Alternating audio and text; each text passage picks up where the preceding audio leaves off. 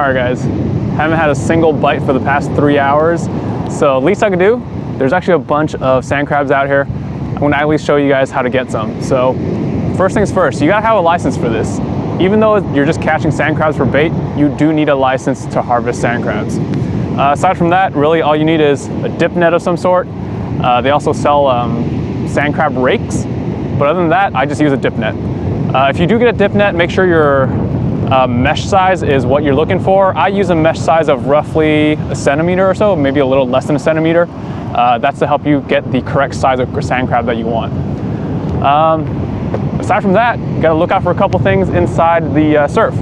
So as a wave crashes in, what you wanna do is wait for it to recede back into the ocean. And then when it's receding, look for a couple signs. First one, you can probably see a bunch of bubbles, and after the bubbles form, there's gonna be a little hole in the sand. That's one sign. The second one, you're probably gonna see, if the sand is smooth enough, like you don't have a bunch of rocks in there, on the receding wave, look for either a bunch of triangles, chevrons in the sand. That's usually just the sand crab trying to dig themselves back in, but as the water washes over them, it leaves a little triangle in the sand. The other thing is just look for sand crabs floating around. They don't always get back into the water fast enough, so you'll probably just see them floating around. And aside from that, look for birds too. A lot of those sandpipers and seagulls, they'll actually be digging in the sand. So if you see them digging, you should try digging too. So let me show you what it looks like out there. So one more thing before I forget. Anytime you're looking for sand crabs, do not take your eyes off the waves, because that is probably the only time that I've been almost swept into the ocean a couple times, because I'm just looking down. I'm looking down, looking for sand crabs, and I just forget to look at the ocean, which, I mean, you're already in the kind of the crash zone, I guess you could say. So waves are crashing in, you forget to look at the wave, and then a big wave comes in and you might get swept. So don't take your eyes off the waves, and it's kind of hard. So let me go get some.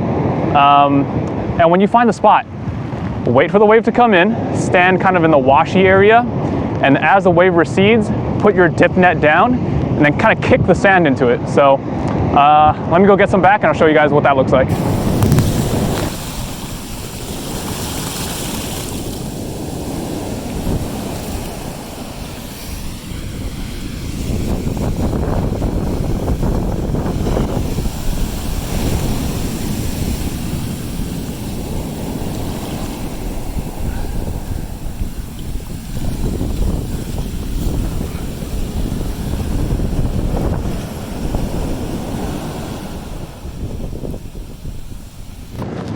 Got a small handful of sand crabs. Didn't even have to look for them actually, I just went in blind. But I'm gonna try, I think I got one soft shell here. This is a soft shell sand crab. It's also got some roe here. Try to open that flap up. These guys are kind of squirmy. So you'll see underneath that flap, right in the back, it's a lot of nice bright orange roe. That stuff will always attract the perch, sand stripers, but I mean, that's a nice bright color, so that's always good. And a soft shell too. So you can tell right there, the color is a little bit lighter and gray, and then when you press on them, they kind of give in a little bit. So one more thing I want to show you guys. This thing is a little bait bucket that I made myself. So it kind of hooks onto your belt. It's just a vitamin bottle that I've put some duct tape around. So duct tape on the back that goes into your belt loop, and then duct tape that goes all the way around. So I hold my bait in here, and then if I get sand crabs, just usually toss a couple in there. And then that way I don't have to keep running back to my bag. So love making that. It's like, I already have a bunch of vitamin bottles at home, so might as well use them, right? All right, so just got a ton of it right here. I mean, you could fish all day with this. There's this big fat one with a bunch of nice orange roe in there too. So these are actually perfect because that nice bright orange, the perch and all the other surf species, they like to see that stuff. So that's it. That's how you get a bunch of sand crabs. And I know some people call these sand fleas too.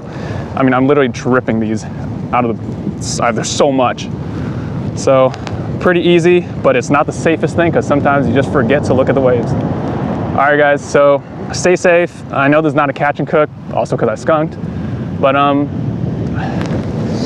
don't know if you guys like this kind of content. I usually like doing catch and cooks because I like cooking, but I do want some feedback, you know? If you like the catch and cooks, let me know. If you like more informational videos like this, or just concentrate on a little more of the fishing, let me know in the comments. Other than that, hopefully you guys thought this was useful, and please subscribe. I think I'm a little under 200 subs at the moment, so that's a really nice metric that I could use to see if you guys are even interested in the content. So yeah, subscribe if you can. That's that big bright red button below the video, and or you can click my face. Other than that, yeah, I'll see you guys next time. All right, see you guys.